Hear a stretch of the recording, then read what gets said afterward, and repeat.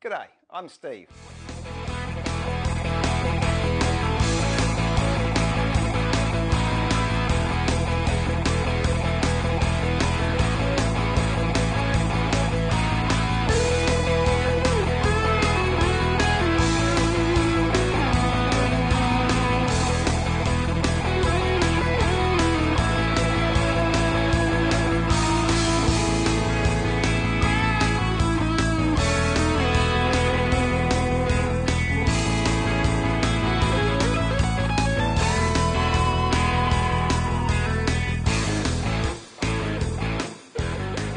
G'day, Steve here, Woodworking Masterclass.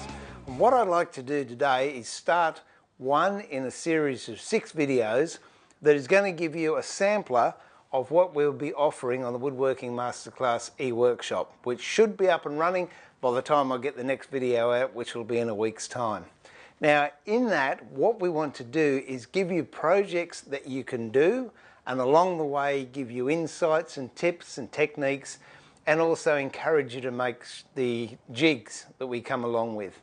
So whatever I show you, there are many ways of doing it. The way I show you is just one way, and you might see me doing one particular task one way one week, and the next week I'll do it a totally different way. So it just goes to show the versatility of woodwork and woodworkers. So please join me. This is number 1 in a series of 6 videos in which I want to share with you how to make a hexagonal box. Now, with this technique, you can apply it to as many sided boxes as you like. If you want to do a 5-sided, a 7-sided, an 8-sided, it really doesn't matter. And along the way, I'll give you some very handy techniques on gluing up, how to clamp different shaped objects, and also we'll be exploring marquetry and veneering, and I'll set some very simple marquetry motifs that anyone can make if they want to try. Once the workshop is up and running, we'll also have these motifs as a download that you can have to go with the project. So join with me as we start episode 1 of hexagonal box and marquetry making. First of all, what you've got to do is get some raw material. Now, I've already cut this up, but basically just get a strip of timber, however deep you want the box. Make that timber just a little bit wider, because you're going to lose a little bit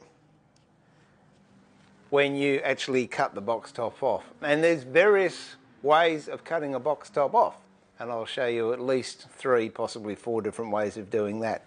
Now, this is going to be a hexagonal box, which is 6 sides, which means these angles here have to be at 60 degrees. Now, in order to get them at 60 degrees, what you do is set your saw to cut at 30 degrees. So whether you have good old faithful here, which is a hand saw and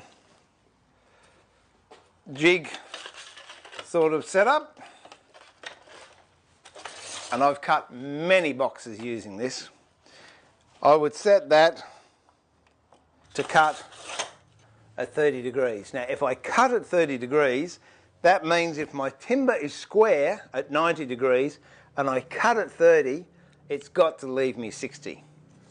All right? So whether you've got one of these, you've got a table saw, you've got a docking saw, or maybe even a bandsaw with a tilting table, it doesn't matter. But make sure you end up with 60 degrees on both ends and 6 pieces equal length. And the best way to check to see if they're equal is just hold them back to back like that, and that should be equal in length to this side here. So now we've got 6 pieces. I don't know, down the track I might put some keys in it, but at the moment we're just going to do a basic glue up. Now, to do a basic glue up, normally a miter joint, which even though this isn't a miter as in a 45-degree miter, it is still a miter joint.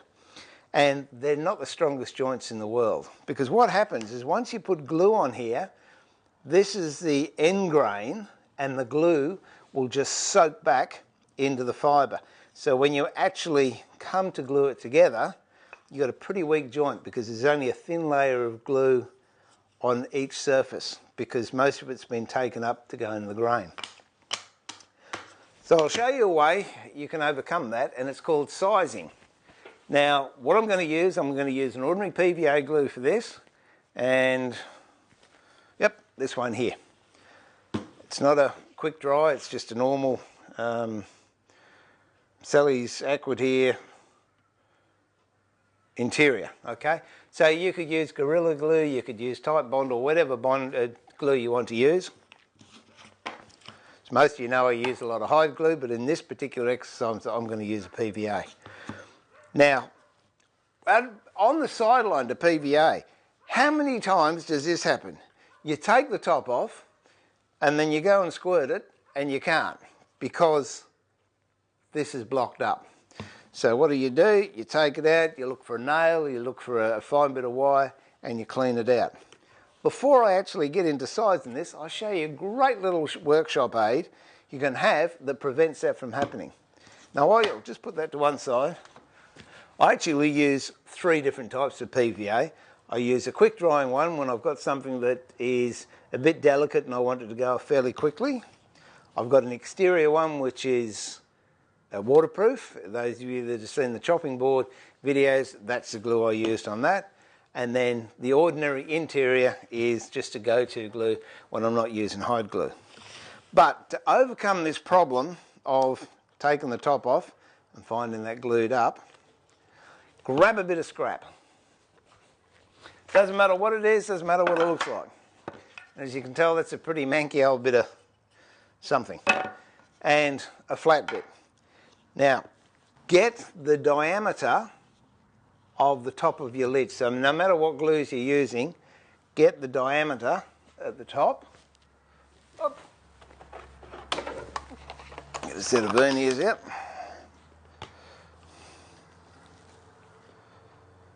Okay, that's 24 mil. So I know I don't have a 24 mil spade bit, but I do have a 25 mil spade bit. So what I'm going to do is I'll mark these out, grab a pencil, mark these out so they're nicely spaced, don't have to be exact, and then I'll just put a mark there, mark there, mark there. I've got that much from the end, so I've got that much from the end to mark there. So I'm going to cut it off here, and then along here with a 1-inch spade bit I'm going to drill a hole all the way through. You can use a forstner bit if you like. They're a lot more accurate, but really this doesn't require to be accurate. It's just a serviceable bit of kit to have around your bench. So I'll find the centre of the board. The quick way of finding the centre of the board is you can measure it, and I've shown techniques of how to use it with a ruler, do it with a ruler. But honestly, if you get pretty close with a marking gauge, then make a mark, and then turn the timber around and use the marking gauge on the other edge, make another mark. Actually, that can be lucky sometimes, that one's spot on. But generally, you're a little bit off this side, a little bit off that side, and then you divide the space in between. But as we're going there, we're right on the money. So what I'll do is get a square, and these marks I've made here, I'll pull those across. And then with the marking gauge, I'll just make a little line on that pencil line. Then using a punch, where those two lines intersect, just give myself a little start. And that's it. Now I'll just go over to the drill press. I'm going to drill all the way through. If you're going to drill all the way through, I'll show you a little technique that saves a lot of tear out. Now I know you couldn't see me at the drill press, but what I've done, I've actually drilled with this spade bit down until the tip is just coming out the end. And I can just feel it there. It's about sticking through by about 1 millimetre.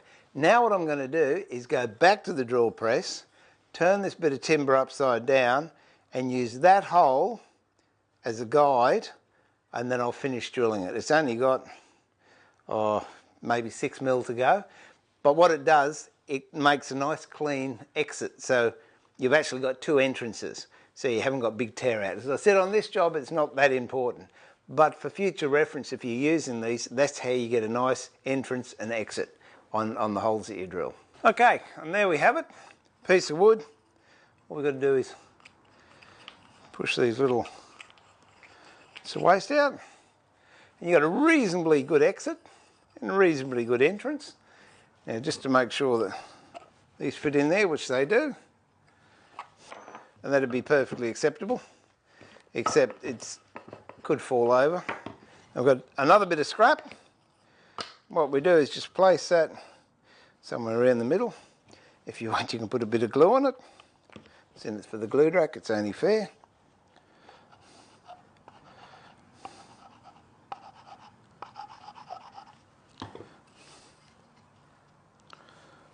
Pop that however you please. Grab some screws.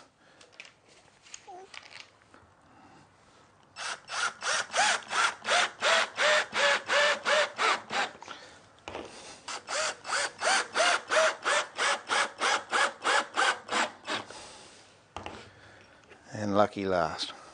And there you have it. Very easy to make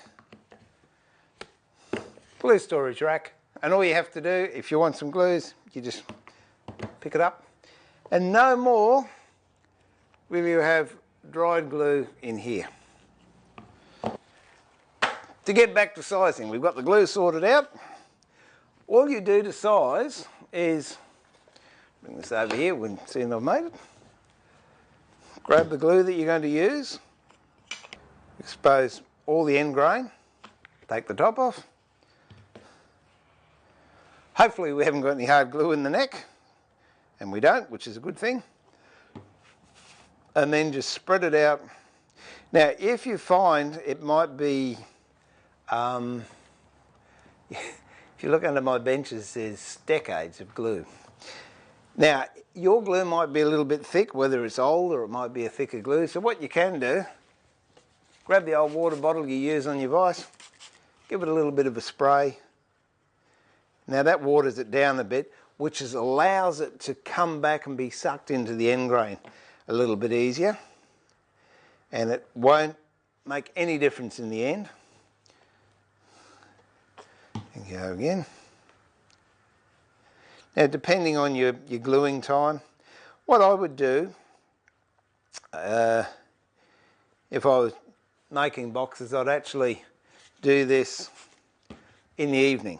Size it all up, bit of greaseproof paper or oven wrap.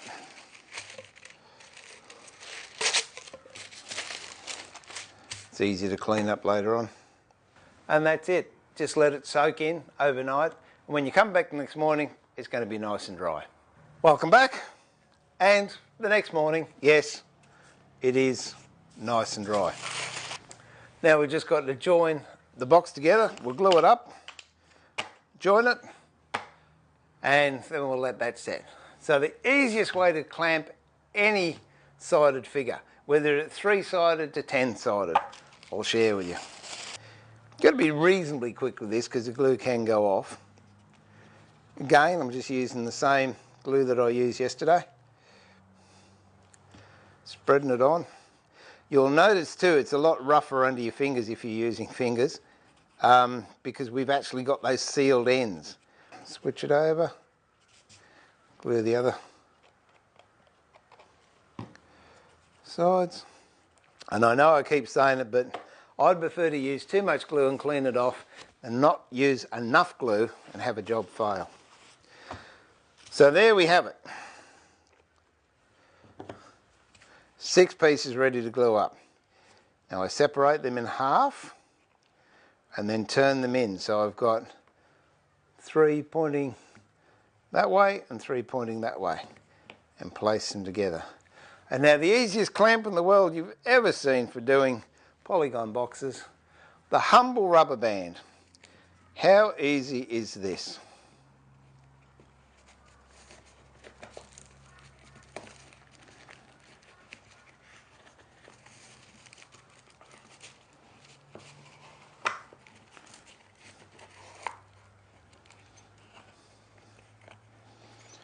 Get that last one in. Isn't that the most amazing thing you've ever seen? Just make sure they're all nice and even. Put my specs on, so I've got no excuse. Okay, now what I'll do, put another rubber band to fit around the top. And one on the bottom. Now the bands I use, the numbers are 105, they're the really small ones, which I'm not sure if they still make them, 107s, which is medium-sized ones, and 109s, which are really big ones that I use for large constructions. Okay, so just hold that in there, turn it over, make sure it all meets nicely, and then get a wet rag and clean all that excess glue out. Now you may have noticed that I didn't bother to sand flat the inside parts of the box. The reason for that is I'm actually going to line the box, so I don't need to have it dead flat. And the outside, I will sand that when I've finished it. Let's get in there, don't be worried about water. Water and wood are good friends, because you're not actually getting the water into the glue joint, because you should have a fairly snug fit with the mating surfaces. Now just clean that to make sure I get it nice and evenly. And we'll just sit and let that dry. And that's it. It should be dry by now. But the inside's all nice and clean. I haven't got extra gunk or glue there. It's just a question of taking the rubber bands off.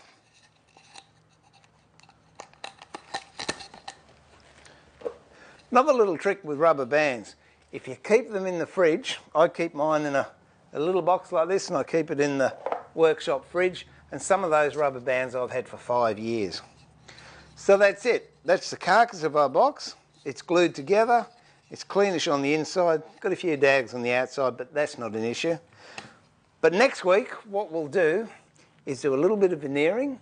We'll start to put the ply panels on top of these, and I'll show you how to make a very small sunburst and a couple of tricks when using veneer.